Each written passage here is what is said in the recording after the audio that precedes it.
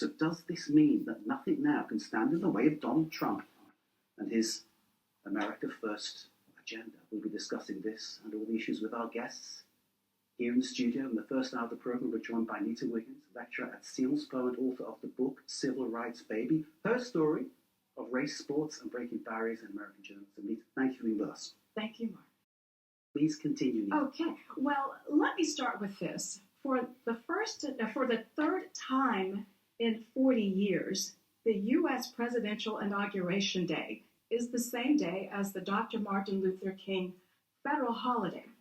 And so part of the American population was also watching the beloved community and hearing words that were not alarming, but hearing words that are boosting people and preparing people for whatever we need to do as a country to live together and to work together and have human rights respected.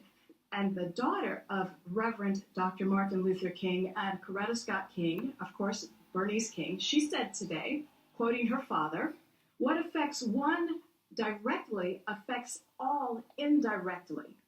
And so yes, I heard words that were alarming to me, nothing specifically targeting me, but that means that it all targets me, because when my fellow citizens are in the crosshairs or facing danger because of policies or policing or whatever that might be, that expands beyond the people who are name-checked.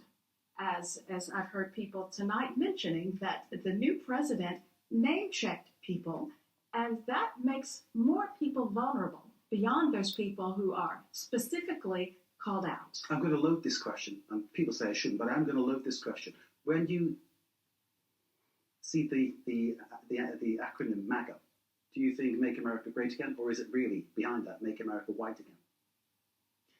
I think it is an acronym that promotes white supremacy, because to go back to a previous time when I was born into a country in which I didn't have the right to vote, being born in 1964. And so I didn't have full citizenship rights written into law upon my birth. Neither did Kamala Harris, by the way. And so Make America Great Again goes back to a time when there were lesser opportunities. The Fair Housing Act had not been passed. The Voting Rights Act had not been passed. Women didn't have the right to do what they wanted to do with their bodies. And so making America great again doesn't mean that people who look the way I look necessarily had a great opportunity or equal opportunity.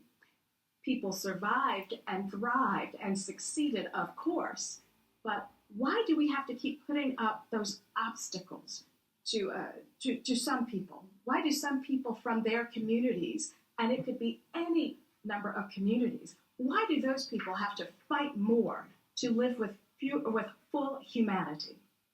John Lowe, can I bring you in on that one? Yes, I have to say I am in total disagreement with what Nita is saying. You know, I think Make America Great Again is to make America a great place.